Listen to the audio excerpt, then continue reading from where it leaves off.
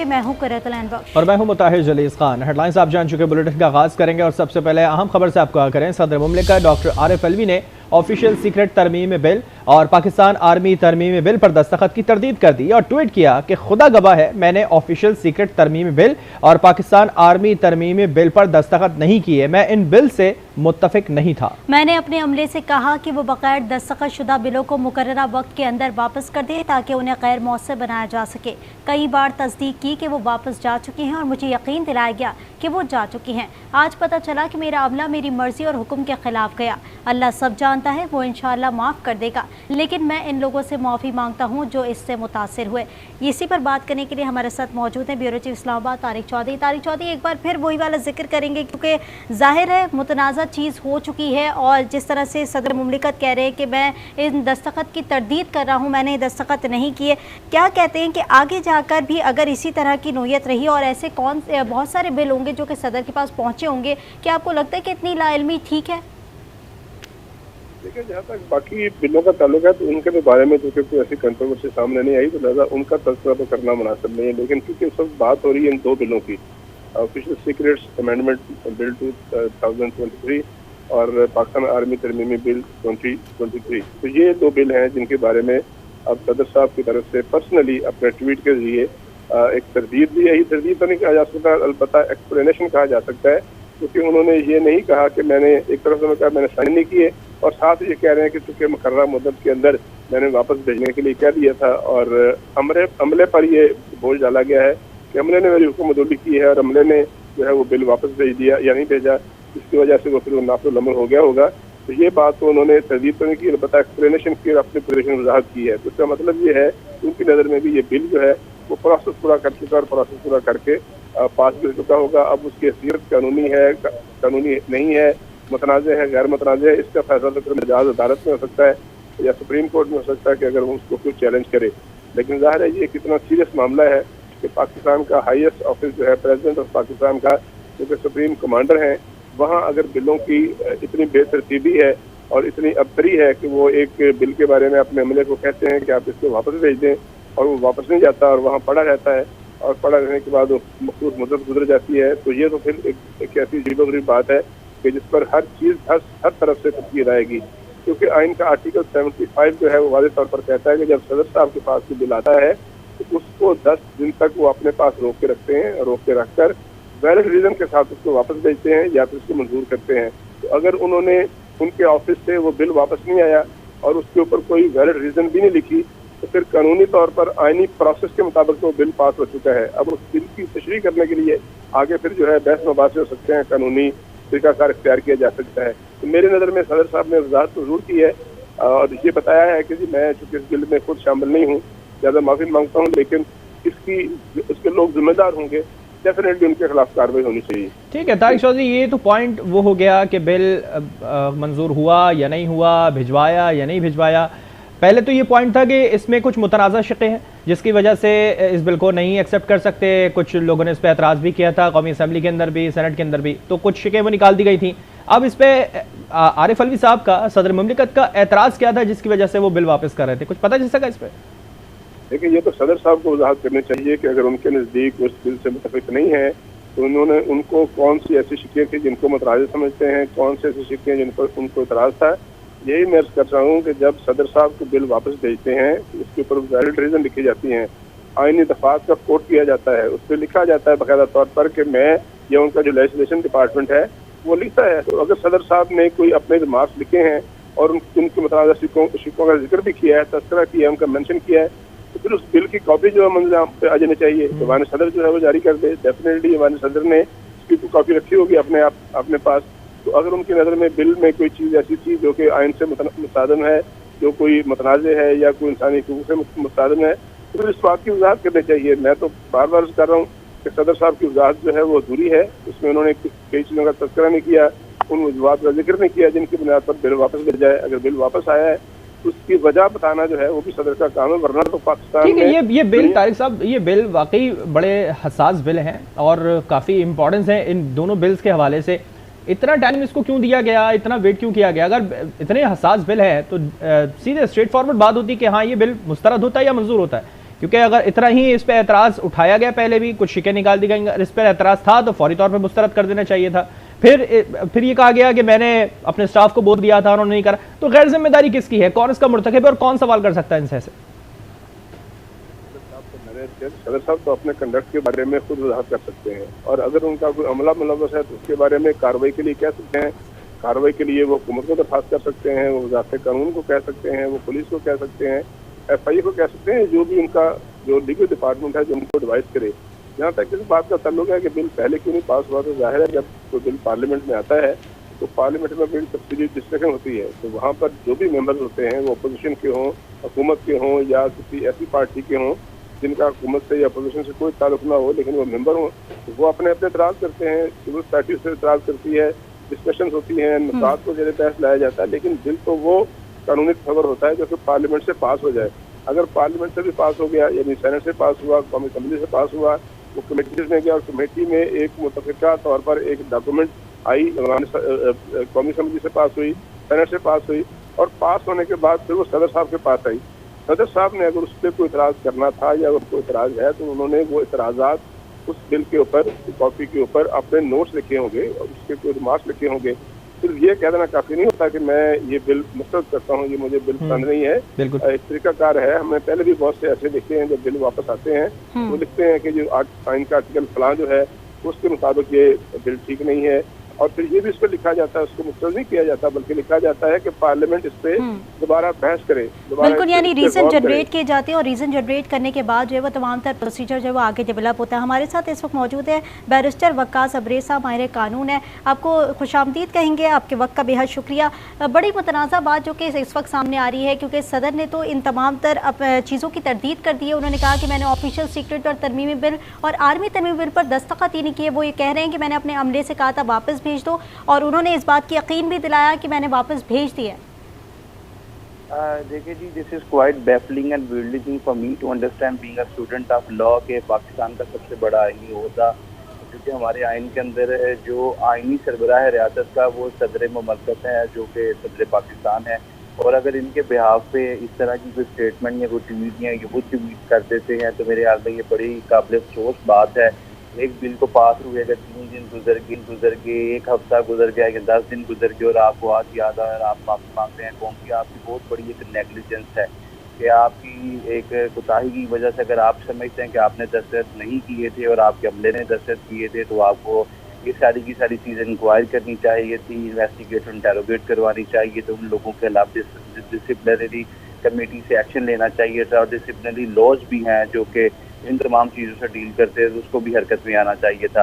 ये बड़ी अचंभे की और हैरानगी की बात है। और दूसरी इसमें बड़ी बात ये है कि ये जो कानून था इसमें मैक्सिमम जो सदर पाकिस्तान के पास अथॉरिटी थी वो ये थी कि जब भी असम्बली कोई भी कानून भेजती है, कोई मैंडेट लॉ भेजती है, तो आर्टिकल 75 था जो कि आईन पाकिस्तान का है, मैक्सिमम उसमें 10 दिन के लिए सदर पाकिस्तान जो है वो अपने पास किसी भी कानून को, किसी भी बिल को रख सकते हैं, और 10 दिन जब वो गुजर जाएं तो 10 दिन with in span of 10 days आप उसको रिकमेंडेशन के लिए किसी भी क्लास को ऑब्जेक्ट करके किसी भी नुक्ते पे एतराज़ उठा के दोबारा आपको असम्बली में भेज दो। और असम्बली की अगर दोनों हाउसेज उसे जॉइंट सेशन के अंदर पास कर लेते हैं जिस तरह इस बिल को किया, तो फिर 10 दिन के अंदर सदर मुमलकत को हर हाल में उस बिल पे दस्तखत करने, अगर वो दस्तखत नहीं करेंगे फिर वो कानून बन जाएगा। तो 17 दिन का टाइम जो सारा इस पे गुजारा गया था, और 17वें दिन जो होता है मतलब कि 20 दिन में तो ऑटोमेटिकली कानून बन जाता। अभी तक की जो इन्फॉर्मेशन है उसके मुताबिक 17वें दिन जो था इनके किसी ऑफिशियल की तरफ से या इनके किसी सेक्रेटरी की तरफ से शायद को दस्तखत कर दिए गए। मेरे ख्याल में सदर पाकिस्तान को पिन आउट करनी चाहिए चीज़ें, जिन लोगों ने इनके सामने वो बिल टेबल किया था, और हमने तो गुज़िश्ता 3-4-5 महीने के अंदर ये सारी प्रैक्टिस देखी, चाहे वो नैब तरमीमी ऑर्डिनेंस और दूसरे ऑर्डिनेंसेस हों, और यहाँ कोई भी बड़ा ऑर्डिनेंस था जिसके अंदर सदर पाकिस्तान ने खुद दस्तखत की, तो उसमें तो तस्वीरें बाकायदा तौर पे शाया की जाती थी। जब भी कोई तरमीमी ऑर्डिनेंस था, तरमीमी बिल था, एक्ट ऑफ पार्लियामेंट था, उसमें सदर पाकिस्तान को जब भी वो भेजा जाता तो उनकी बाकायदा तौर पे दस्तखत के साथ पिक्चर ली जाती थी, सोशल मीडिया पे भी डाली जाती थी। अगर सदर पाकिस्तान के साथ इतनी बड़ी एक्टिविटी कर दी गई इनकी मर्जी के बगैर, इनके ऑफिशियल्स ने एक डॉक्यूमेंट साइन कर दिया, मेरे ख्याल में ये पाकिस्तान के सबसे बड़े आईनी ओहदे की तौहीन है। लेकिन अगर आपके साथ इतना कुछ हो गया, आप क्यों इतने लंबे अरसे के लिए, चाहे एक एक सेकंड, एक एक मिनट काउंट किया जाता है इन तमाम चीज़ों के लिए।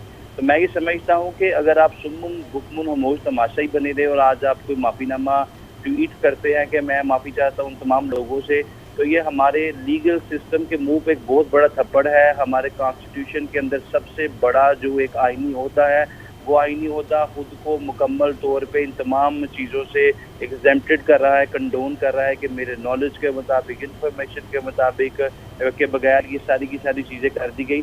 तो अभी ये जो आज का एक नया मुअम्मा या नया जो पंडोरा बॉक्स खोला है, इसमें फर्दर मेरे ख्याल में बहुत ज़्यादा इन्वेस्टिगेशन, इंटेरोगेशन की ज़रूरत पड़ेगी।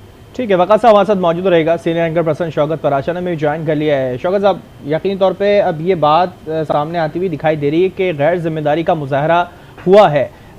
आईनी ओहदे का क्या ये अब हम मजाक समझें, इसको मजाक बनाया गया है इसका? और फिर ये माफ़ी ऐसे टाइम पे आना जब वो चीज़ हाथ से निकल चुकी है, तो ये काबिल कबूल होगी? देखें, बड़ी कॉम्प्लेक्स सूरत हाल है, यानी अब किसको जिम्मेदार ठहराएं। सदर ममलिकत कह रहे हैं कि मुझे तो बताया गया मेरे स्टाफ की तरफ से कि हमने आपकी हदायत पे अमल करते हुए बिल वापस कर दिया था। या तो सदर ममलिकत उस स्टाफ का नाम लें ना, बताएं कि मैंने अपने सेक्रेटरी साहब से कहा था, मैंने अपने स्टाफ ऑफिसर से कहा था, मैंने किसको कहा था कि ये वापस भिजवाया जाए। इट्स अ स्टेट बिजनेस, ये रियासत का एक काम है। आपने साइन करने हैं तो रियासत का काम है, आपने नहीं करने, बिल वापस भिजवाना है तो ये रियासत के अमूर हैं, ये अमूर ममलिकत हैं। आप किसी प्राइवेट या निजी कंपनी के सरबराह नहीं हैं कि चलें कल कर लेंगे, परसों कर लेंगे। आप ममलिकत पाकिस्तान के सरबराह हैं, आईनी हेड हैं और वो सदर हैं। तो सदर अब ये बताएं, नाम लेकर बताएं कि किससे कहा था और कब कहा था।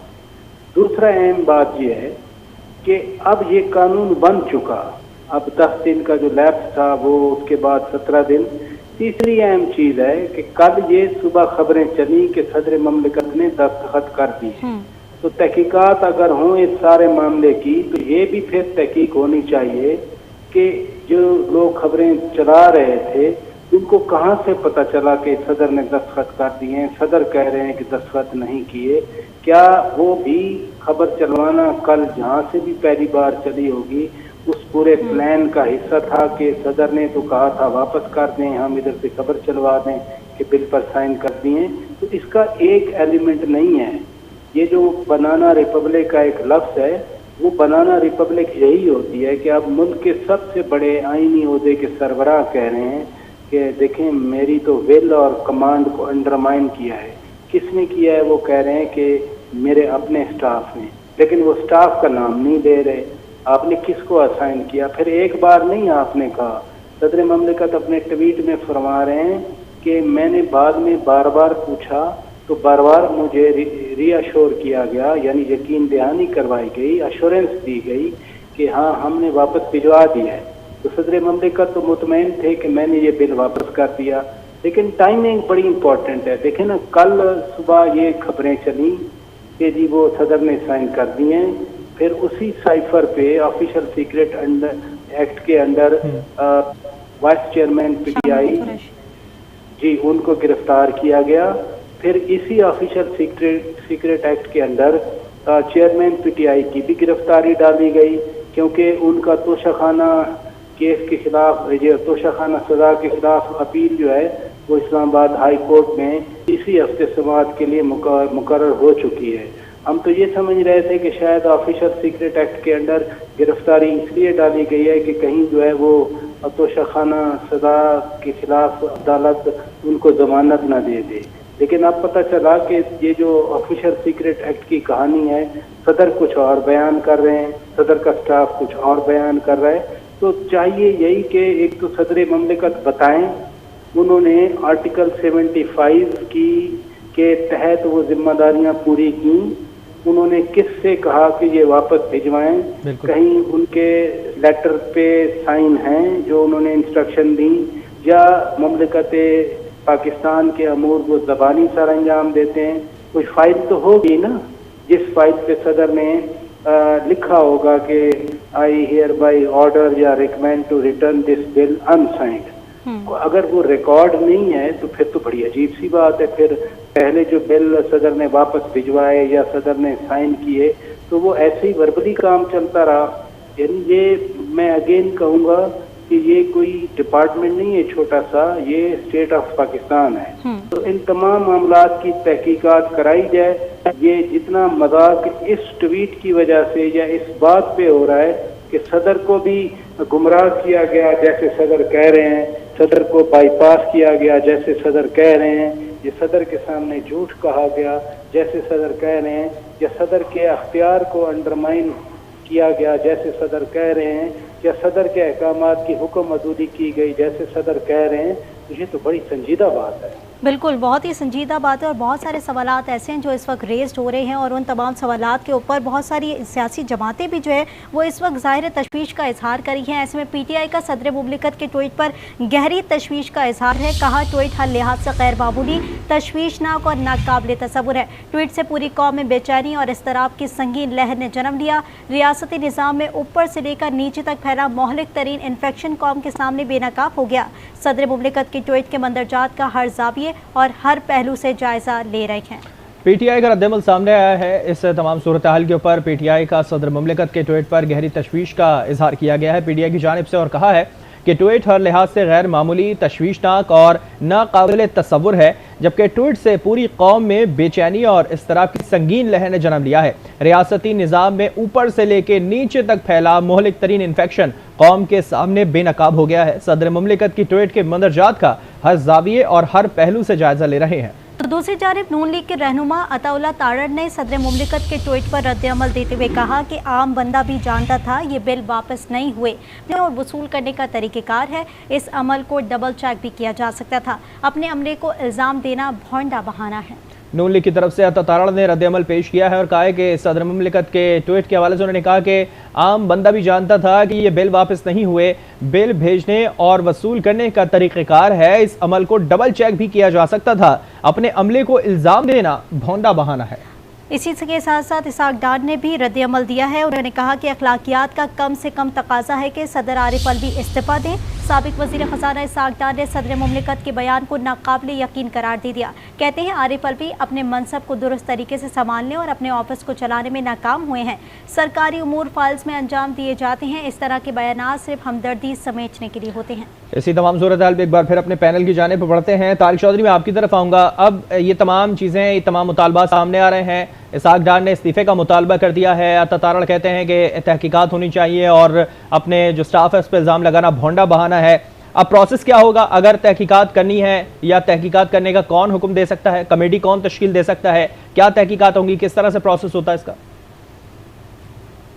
सवाल कर रहे हैं, इसका जवाब मैं बाद में दूंगा। मेरे पास मेरे सामने जो हमारी वजारत कानून और इंसाफ है उसकी एक बड़ी तफसीली वजाहत आई है और उसका बड़े तफसीली एक उस पर उन्होंने अपना मौक़िफ़ पेश किया। ये अंग्रेज़ी में है, मैं साथ साथ तर्जुमा करता जाता हूँ ताकि हमारे नाज़रीन जो है सुनते रहें और वजाहत हो जाए। और बहुत सी वही बातें जो हम इससे पहले कर रहे हैं। इसमें लिखा गया है कि as per article 75 of the constitution when a bill is sent for assent the president has two options, either give assent or refer the matter to the parliament with specific observations। यानी जब सदर साहब के पास article 75 के तहत कोई bill आता है तो सदर साहब के पास दो ऑप्शन होती हैं, या वो उस बिल को मंजूर करें या फिर उस बिल को अपनी ऑब्जर्वेशन के साथ वापस करें पार्लियामेंट से। Article 75 does not provide for any third option. Article 75 does not provide for any third option. Article 75 जो है इसके अलावा कोई तीसरी ऑप्शन मुहैया नहीं करता। इन द इंस्टेंट मैटर, यानी इस मामले में neither of the requirements are fulfilled. इस मामले में जो ज़ेरे बहस है कोई रिक्वायरमेंट पूरी नहीं की गई। Instead the president purposely delayed the assent. President ने जानबूझकर ताख़ीरी हरबा इस्तेमाल किया बिल की वापसी के हवाले से। The president purposely delayed the assent returning the bill without any observation और assent is not provided for the constitution. यानी उन्होंने अपनी ना तो उन्होंने उसको मंजूर किया और ना ही किसी अपनी ऑब्जर्वेशन के साथ उसको वापस किया। Such a course of action is against the letter and spirit of the Constitution। इस तरह का तरीकाकार आइन के तरीकाकार के जो रूह है, लेटर एंड स्पिरिट है, उसके खिलाफ है। आखिरी पैरा है, if the president had any observation he could have return the bill with his observation like he did in the recent and distance past. सदर साहब की अगर कोई राय थी बिल के बारे में या उनका मुशाहदा था तो उनको वापस करना चाहिए था बिल अपनी ऑब्जर्वेशन के साथ, जिस तरह की वो माजी करीब में और माजी बईद में करते रहे हैं। He could have also issued a press release to that effect। इस मामले में वो प्रेस रिलीज भी जारी कर सकते थे। It is a matter of concern that the president has chosen to discredit his own officials। ये बड़ी तशवीश की बात है, प्रेसिडेंट ऑफ पाकिस्तान ने अपने स्टाफ को या अपने ऑफिशियल्स को ही मुर्दे इल्जाम ठहरा दिया। The president should take responsibility for his own action. सदर पाकिस्तान को अपने अमाल के बारे में रिस्पॉन्सिबिलिटी कबूल करनी चाहिए। ये बड़ी वजाहत है और बड़ी तफसील है हमारे सदर के मिनिस्ट्री ऑफ लॉ और जस्टिस की जानिब से, और ये बातें वही हैं जैसे पहले मैंने की थी कि सदर साहब जब बिल वापस करते हैं तो उस बिल पे उनको जो इतराज़ होता है जिन शिकों पर, उनको बाकायदा आईनी हवालों के साथ लिखा जाना होता है। तो अगर सदर साहब ने वो बिल वापस किया है तो उसमें यकीनी तौर पर उन्होंने अपनी ऑब्जर्वेशन लिखी होगी, और अगर नहीं लिखी होगी तो फिर एक और सूरत होगी।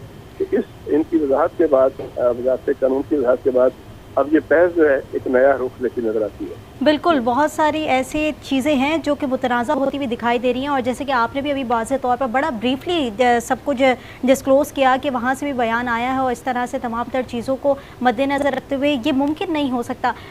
शौकत पराचा साहब ये जानना चाहेंगे, क्योंकि मुख्तलिफ सियासी जमातें अपना अपना पॉइंट ऑफ व्यू रेस कर रही हैं इस मामले के ऊपर। ऐसे में PTI ने भी अपना पॉइंट ऑफ व्यू दिया। उन्होंने भी कहा कि सदर मुमलिकत के ट्वीट को हर जाविये हर पहलू से देख रहे हैं, यानी वो भी इस चीज़ को अंडर एस्टिमेट करने की कोशिश कर रहे हैं, या फिर आप समझते हैं कि वो इस चीज़ को सदर मुमलिकत के तौर पर देखने की कोशिश कर रहे हैं कि सदर मुमलिकत ने वाकई इस बिल पर दस्तखत नहीं किए? देखें, PTI का जो पर्सपेक्टिव आया है, मैंने उनका पढ़ा है, तो वो तो सदर मुमलिकत के मौक़िफ़ की हमायत कर रहे हैं, उसको सपोर्ट कर रहे हैं कि सदर तो कह रहे हैं कि मैंने बिल पे साइन नहीं किए, मैंने वापस भेजने का कहा है।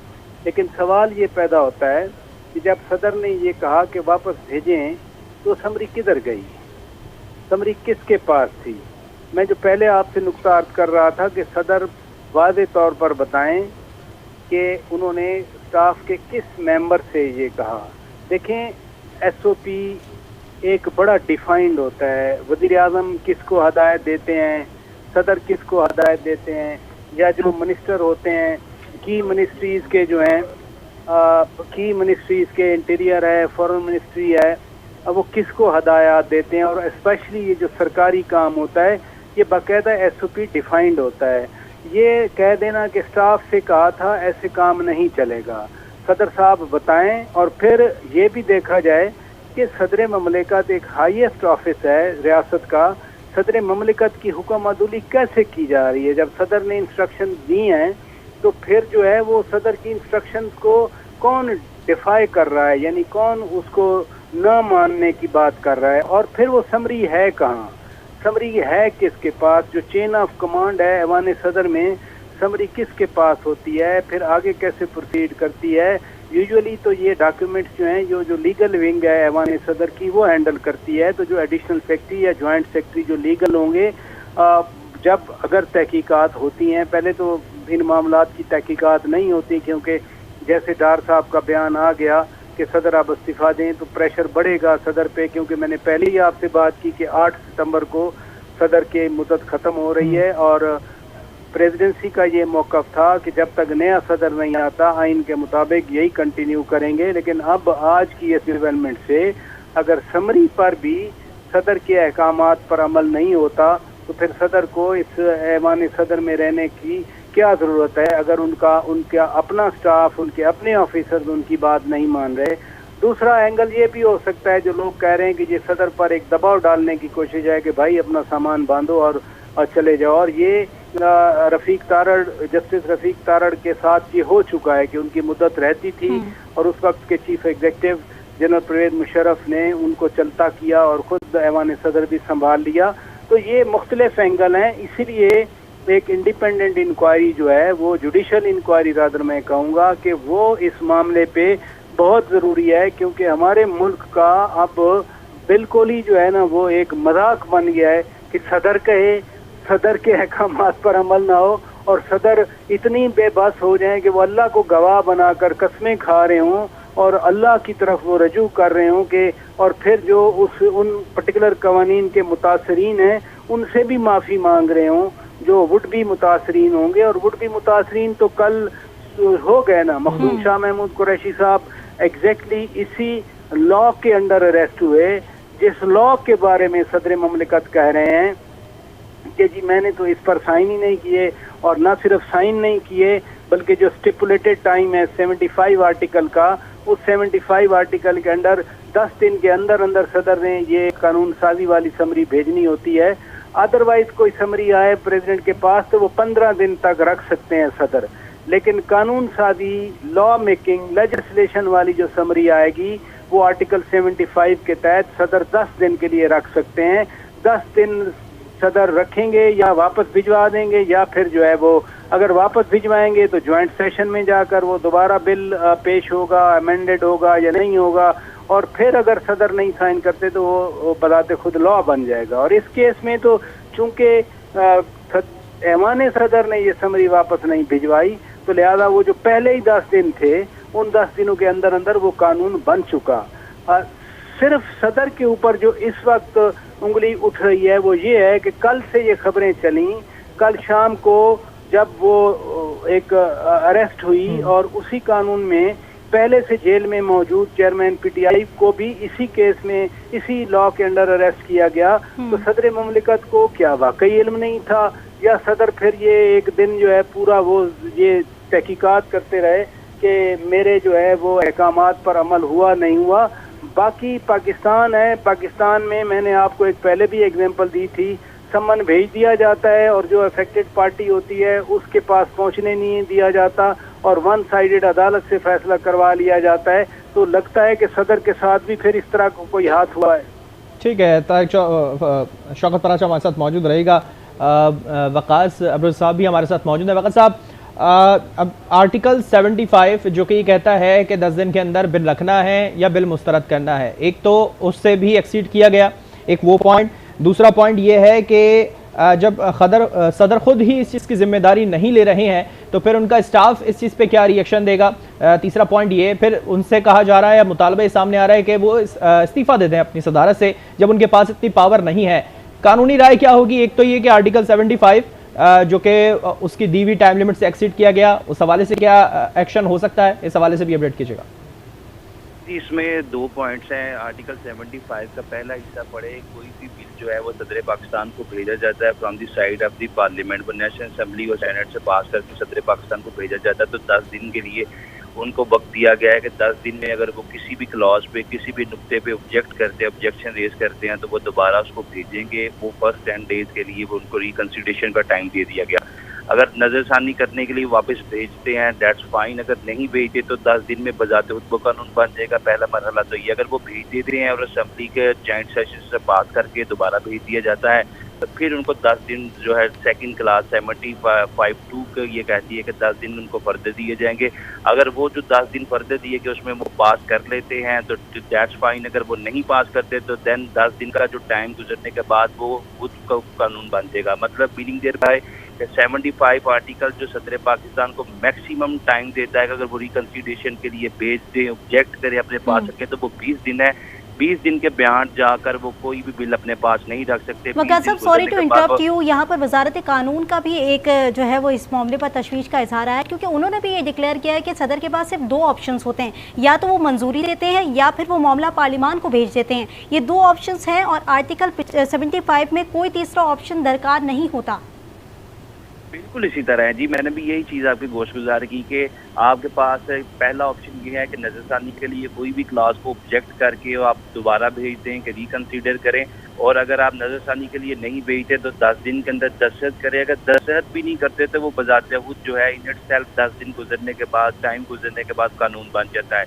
कमिंग टूवर्ड सेकंड पॉइंट, जो सबसे इम्पोर्टेंट बात है कि क्यों सदर पाकिस्तान इतवार के दिन उठते हैं, नाश्ता करते हैं और उनको ये याद आता है कि अल्लाह से मुझे माफ़ी मांगनी है कि मुझसे इतनी बड़ी जो है गलती हो गई है, नेग्लिजेंस हो गई है, मेरे अमले ने किया। मैं ही समझता हूँ कि ये गुज़िश्ता 2-3 दिनों से ये जो गिरफ्तारियाँ हुई, फिर चेयरमैन तरीक़ इंसाफ की गिरफ्तारी डाल दी गई, वाइस चेयरमैन की गिरफ्तारी डाल दी गई।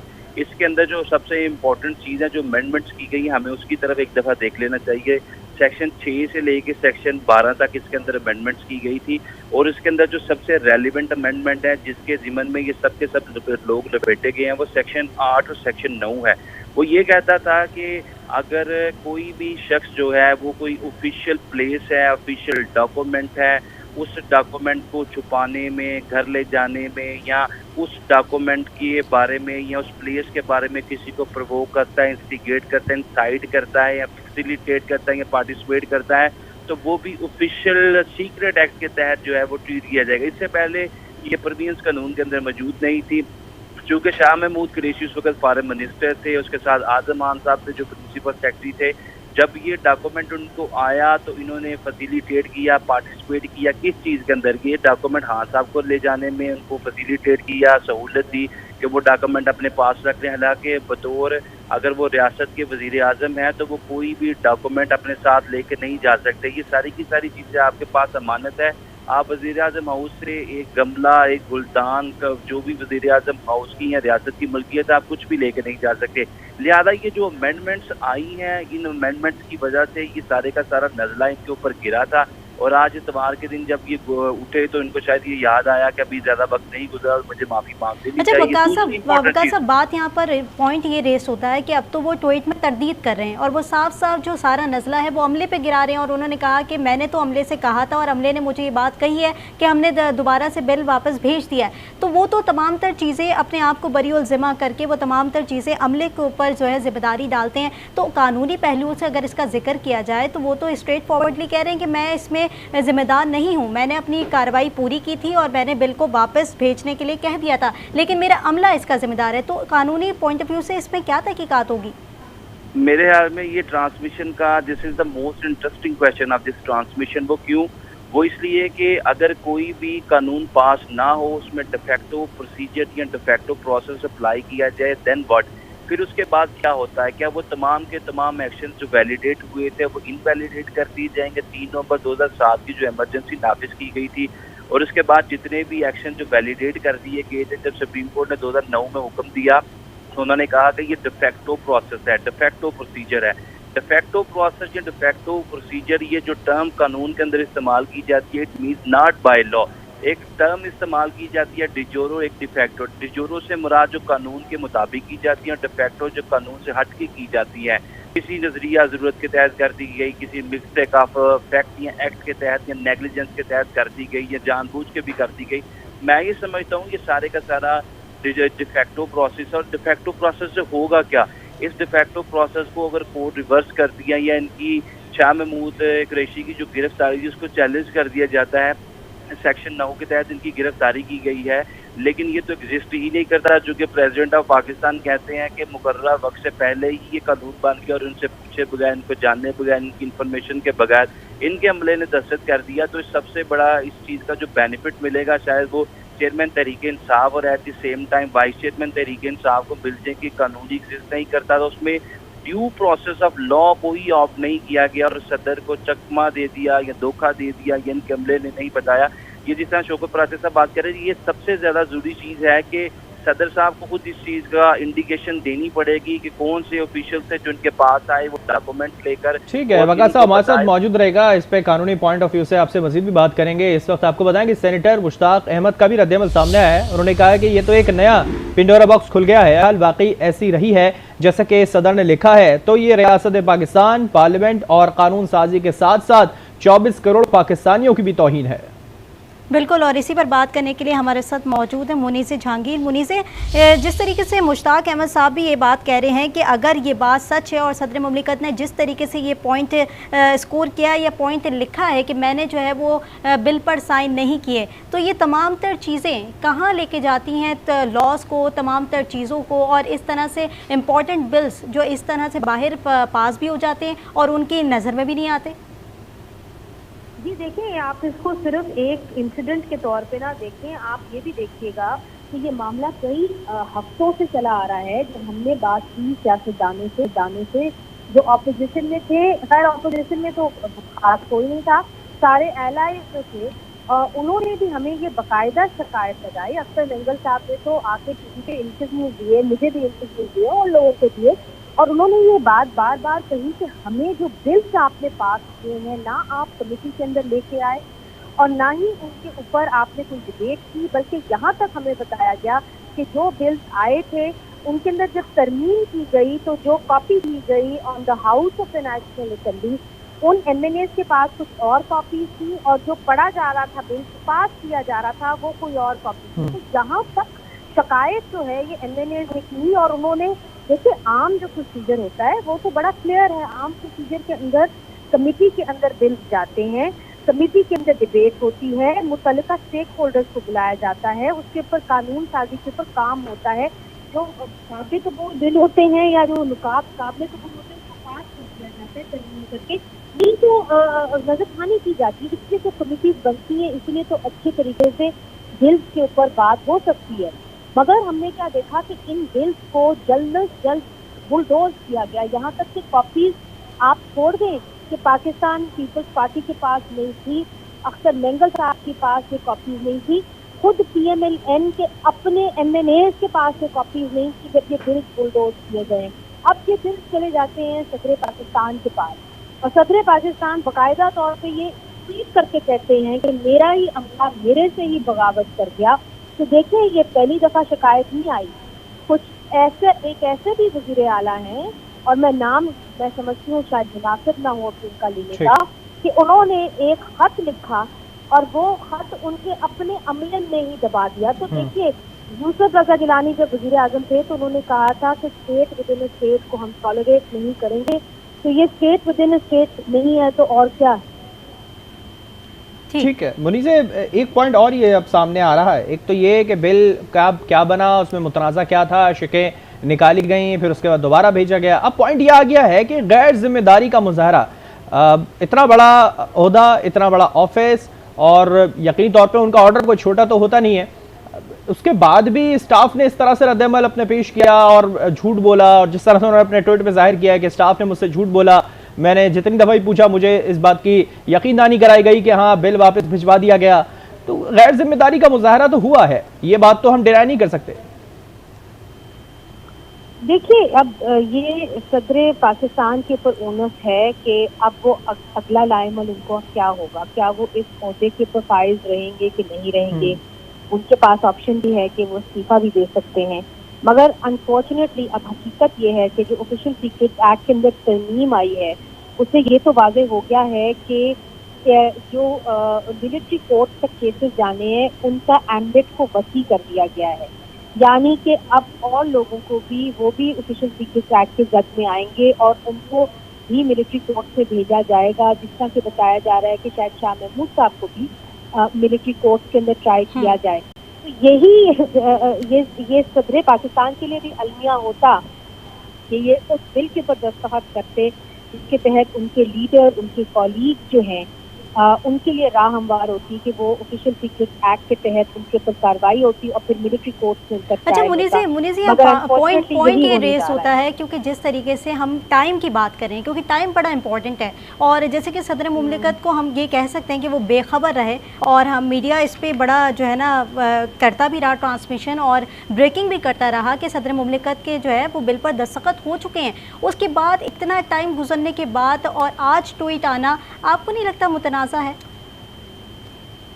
देखिए ये भी तो हम let's give the benefit of the doubt, उन्होंने ये भी तो देखना होगा ना कि क्या हुआ क्या नहीं हुआ। मैं आपसे भी करती, ये इशू मुतनाज़े है और इसके अंदर इन्वेस्टिगेशन करने की ज़रूरत है, मगर और सदर पाकिस्तान ये भी मुमकिन है कि उनकी अपनी पार्टी से उनको बैकलैश आ रहा हो, ये बैकलैश देख के भी उन्होंने ट्वीट की हो, मगर ये भी मुमकिन है कि वो अपनी कोई इन्वेस्टिगेशन कर रहे हो और पता करा रहे हो कि हुआ क्या है।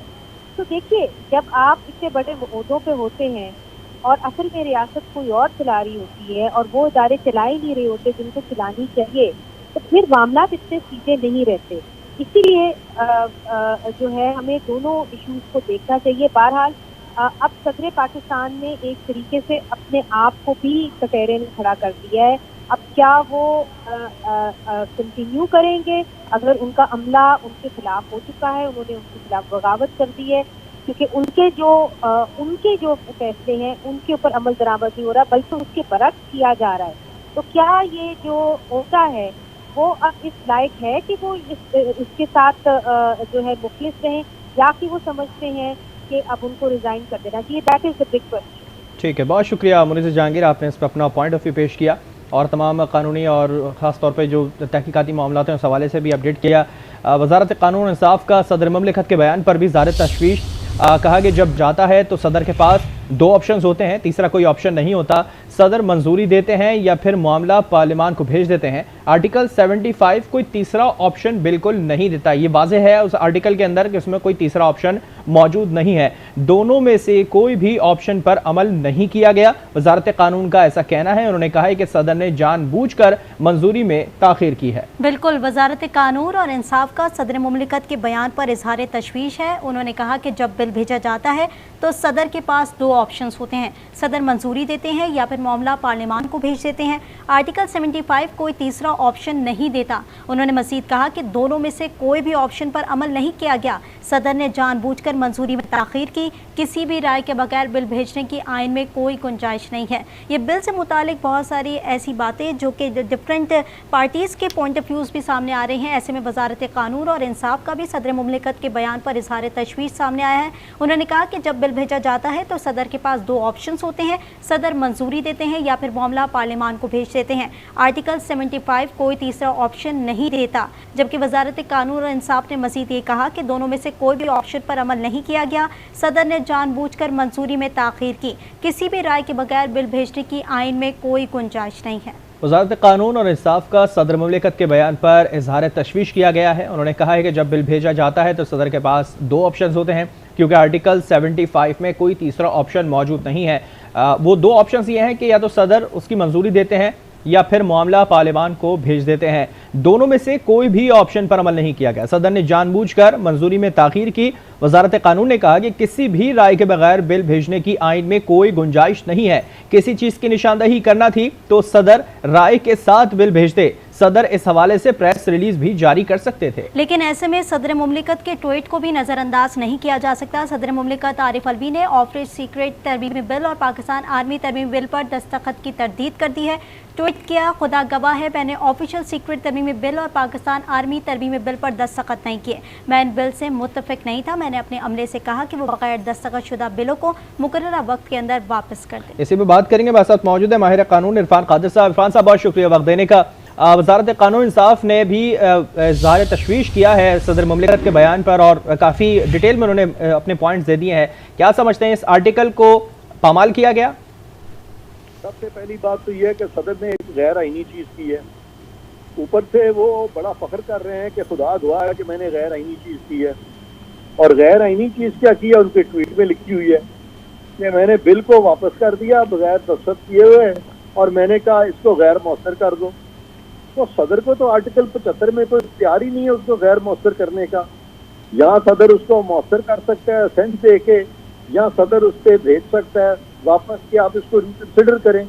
ये जो तीसरा रास्ता है ये तो इन्होंने कंसेशन इस चीज़ का है कि या तो सदर को किसी ने ये डिक्टेशन दी है और सदर ने खुद देखा भी नहीं आर्टिकल 75, या फिर सदर साहब की जो आइन के बारे में जो एक परसेप्शन है, अंडरस्टैंडिंग है, वो नाक़िस है, और या फिर सदर साहब ने किसी मजबूरी के तहत उनकी पार्टी, किसी के जिस पार्टी से वो बिलोंग करते हैं, गालिब उसको फ़ायदा देने की कोशिश की है बगैर सोचे समझे कि आर्टिकल 75 का जो दायरा अख्तियार है वो क्या है।